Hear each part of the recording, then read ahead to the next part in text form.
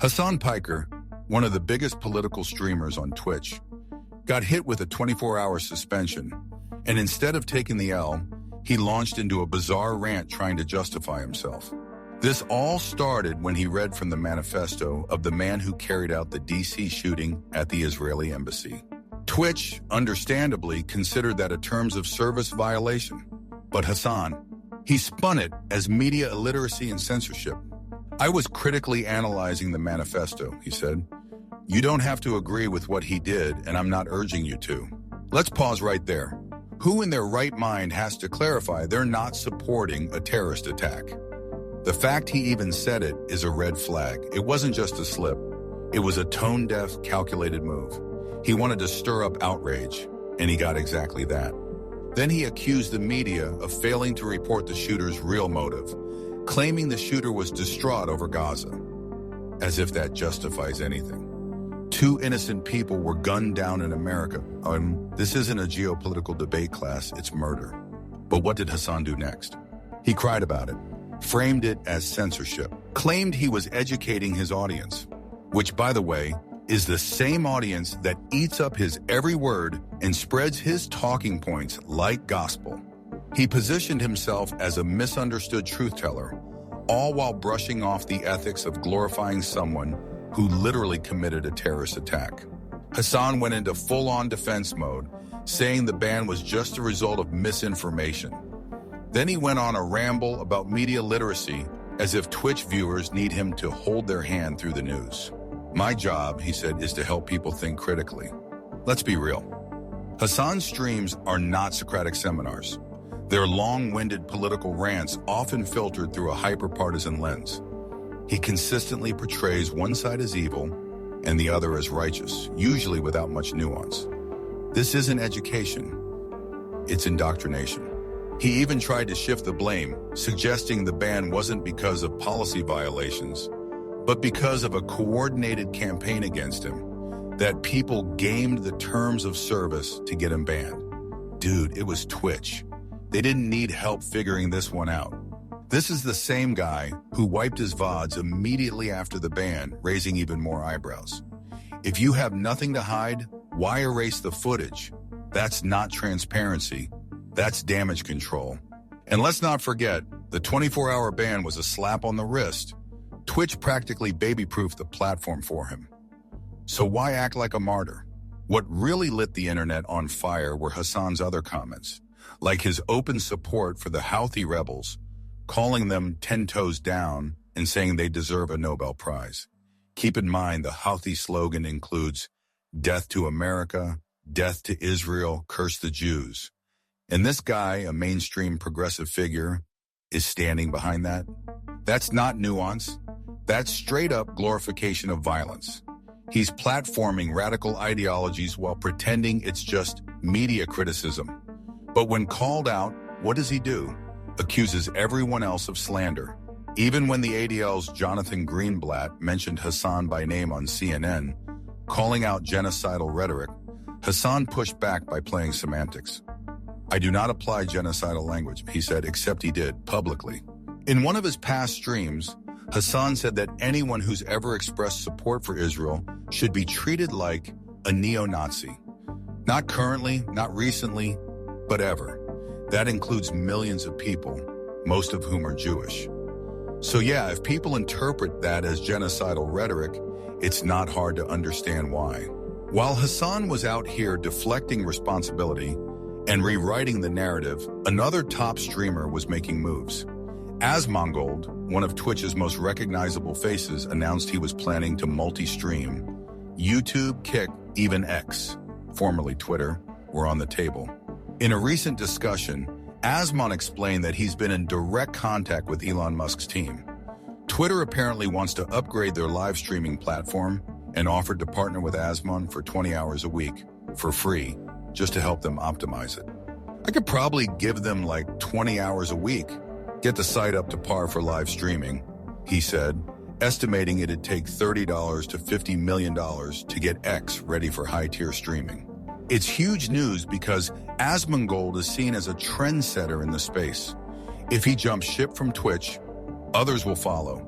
And unlike Hasan, who relies on Twitch to prop him up, Asmon has repeatedly proven he can survive anywhere. The dude built OTK from the ground up. He doesn't need the Twitch algorithm to carry him. Also, and here is the kicker, Asmongold and Hasan are both represented by Knight Media, the same influencer agency that reps Mr. Beast and a ton of other massive names. But the agency doesn't just get them sponsors and help with merch, they also influence public perception. Asmon even admitted in a recent stream that Knight Media was behind a bunch of puff pieces about Hasan. They're farming, he said. You gotta respect it. So yeah, while Hasan's out here crying about bans and slander, his own agency is printing glowing articles about him in mainstream outlets. It's a classic case of playing both sides. Profit from Asmon's business sense and Hasan's PR narratives. Either way, Knight Media wins. Over on another side of the internet, the Creator Clash 3 drama keeps spiraling out of control. What started as a charity boxing event designed to bring YouTubers together for a good cause has turned into a complete PR disaster, and Klein isn't holding back. Ethan called out Anajah, one of the organizers and wife of Ian Idubbbs, for completely dropping the ball.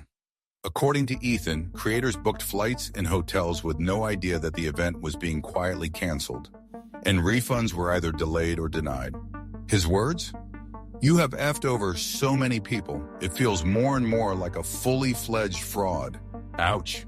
To make things worse, Anna tried pulling the Taylor Lorenz playbook, tweeting vague mental health posts and accusing others of being abusive. But the internet wasn't having it. People wanted answers, not therapy speak deflection. One Redditor even showed they got banned from the RRDub subreddit just for mentioning the event delay. That's how desperate they were to keep things quiet. Then another creator came forward and straight up confirmed, Creator Clash is being postponed. It's not going to happen in Tampa. It's not going to happen in June. So no official announcement, no clarity for ticket holders, and zero accountability from the organizers. Just chaos. And let's be honest, after the fallout from Creator Clash 2, nobody should be surprised. It's the Idubbbs and Anajah formula. Pretend to care, take your fans' money, and ghost everyone when it blows up. Speaking of chaos, enter Taylor Lorenz, the disgraced former journalist with a talent for getting dragged online.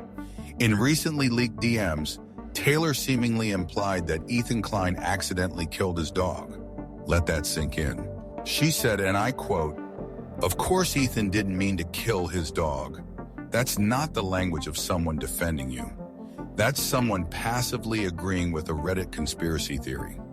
Ethan clapped back instantly, calling her psychotic and accusing her of consuming fanfiction-level Reddit posts.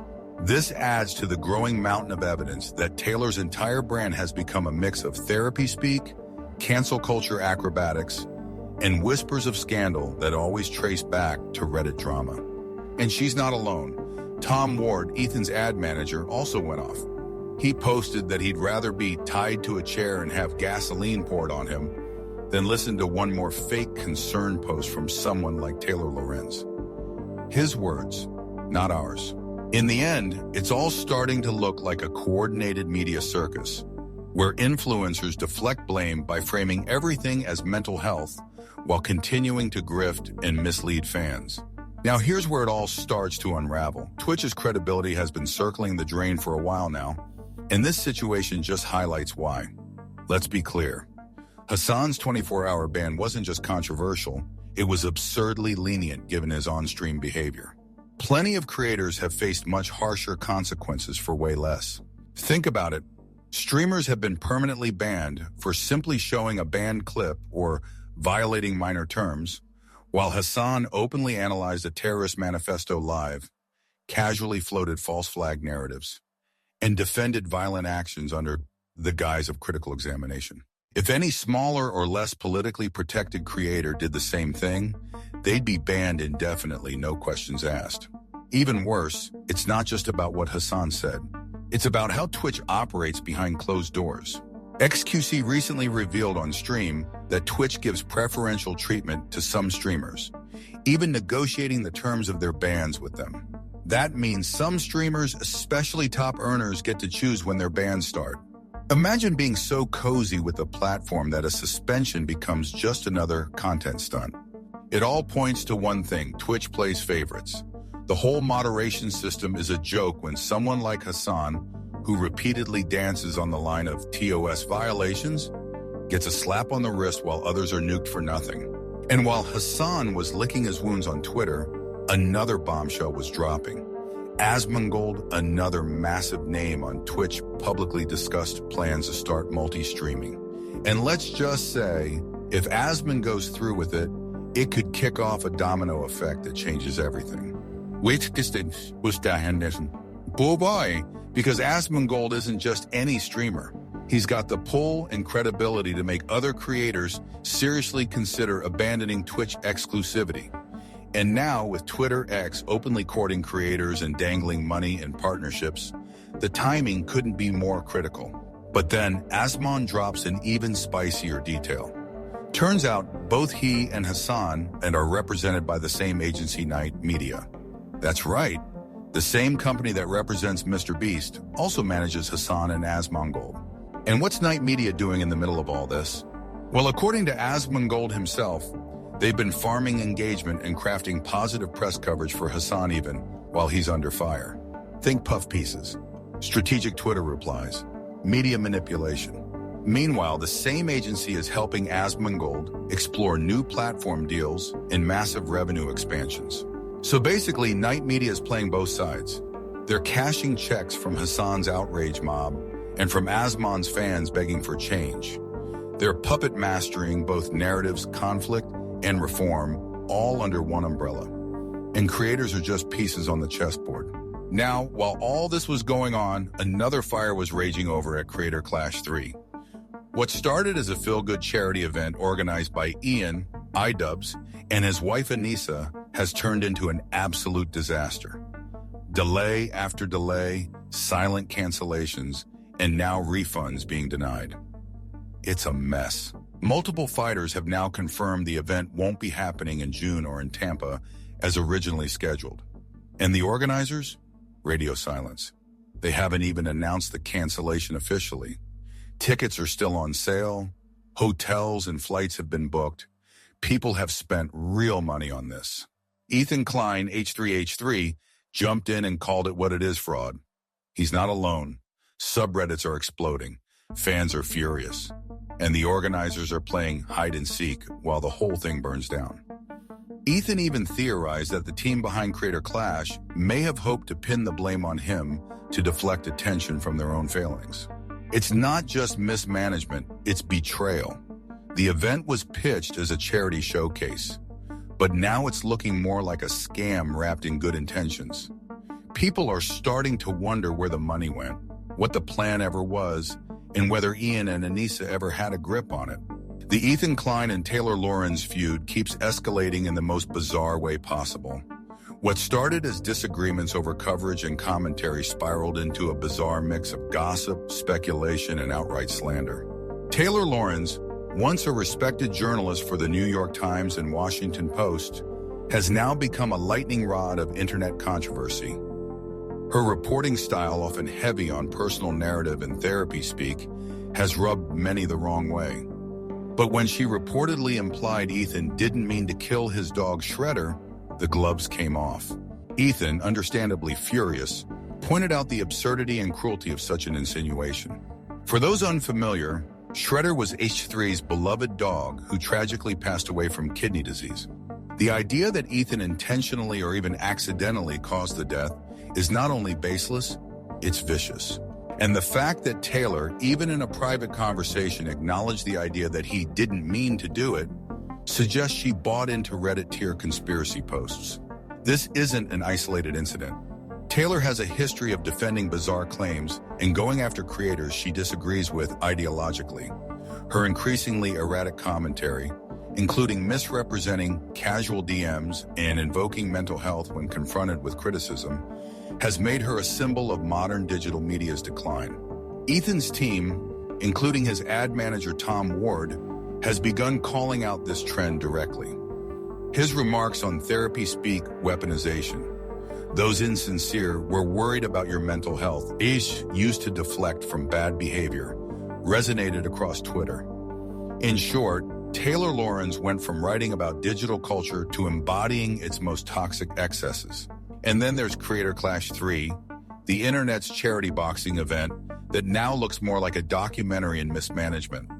Ever since Ian Idubbbs and Anissa took a step back, or more accurately, disappeared, confusion has reigned. Creators were left in the dark. People booked flights, hotels, training camps, only to find out the event was postponed indefinitely. To this day, ticket sales were still open, refunds were being denied, and no official cancellation statement was made by Anissa, who was supposedly in charge.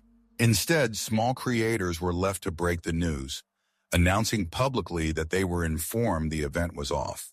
Even more disturbing, discussions have started about whether this was simply incompetence or something more sinister.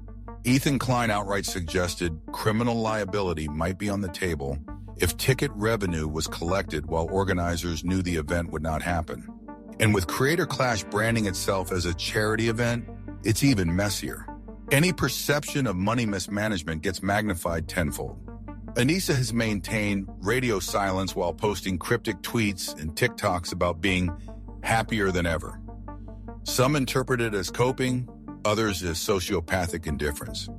Either way, her behavior refusing to communicate, letting fans and fighters flail is a masterclass in how not to run an event.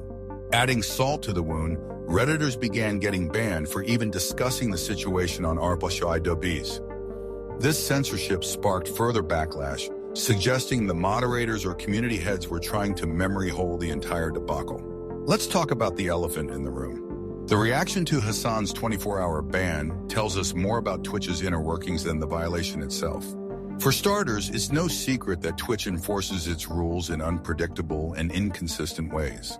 Smaller streamers have been banned for minor slip-ups, sometimes permanently, while others with bigger platforms like Hasan seem to skate by with slaps on the wrist. Take, for example, Twitch's previous bans for manifestos and sensitive political content.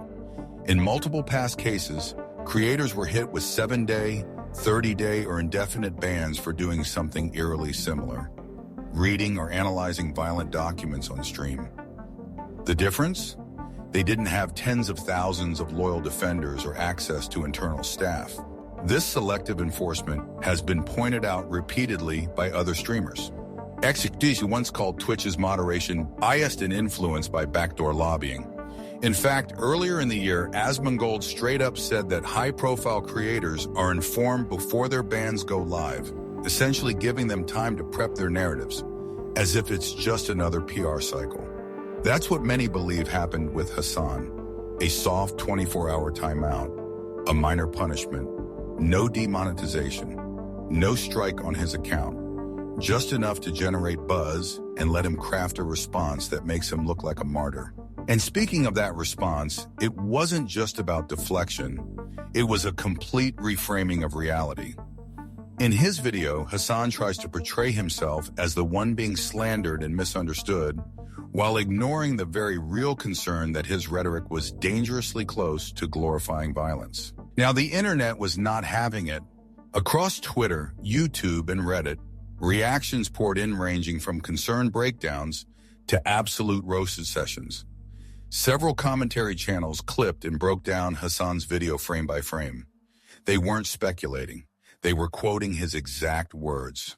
The most viral moment? When Hasan said, "I'm not urging you to support the shooter." The community instantly latched onto it. Not because they thought Hasan was literally recruiting shooters, but because that kind of statement shows just how bad his messaging had become. When you're forced to clarify, unprovoked, that you're not supporting terrorism, you've already lost the room. Twitter threads compared his recent commentary to previous incidents where he praised the Houthis and refused to denounce Hamas. This isn't about one slip-up. It's about a pattern, a long trail of radical statements cloaked in media analysis. Even fans started to question him. One top-liked Reddit comment said, "I came for political insight. I stayed for memes. Now I'm just confused what this guy stands for anymore." Here's where it gets more suspicious. After the shooting-related ban, users noticed something strange. Hasan wiped out large portions of his Twitch VOD archive. Entire days of content gone. Normally, streamers might delete a VOD if it has copyrighted music. But this was different. This was post-ban. This was after he went viral for saying the shooter was genuine in his actions. Many speculated it was an attempt to scrub chat logs or remove context that might further damage his reputation. What did viewers say in real time? Did he elaborate further during the live stream? We don't know, because now it's gone. On top of that, people resurfaced his offhand comments about the incident being almost too perfect, like a false flag. This was in reference to how conveniently the shooter's actions aligned with anti-Palestinian narratives. Now, Hasan says he didn't mean it literally, but again, it's about what people hear. Saying, "I'm not Mr. False Flag, but," doesn't absolve you from the implications, especially when just moments later, he doubles down with, "I think the shooter was genuine in his actions." That's not reading a manifesto to debunk misinformation. That's framing a terror attack as an authentic cry for help. It's wildly irresponsible. And now Hasan's defenders are scrambling to do damage control, but every defense falls apart under scrutiny because the footage speaks for itself. And there you have it, another day, another disaster in the world of online drama. From Hasan's baffling response to his ban, to Asmongold revealing the corporate strings behind the scenes, to Ethan Klein torching whatever's left of Creator Clash 3, it's clear that the so-called kings of content are fumbling hard. Now, whether you think Hasan's just misunderstood or totally off the rails, one thing's for sure, the internet's patience is running thin, and fans are finally starting to ask questions that should have been asked years ago. As always, let me know what you think down below. Was the ban deserved? Is multi-streaming going to break Twitch? And did Anna and Ian just nuke their own charity event beyond repair? Don't forget to like, subscribe, and hit the bell.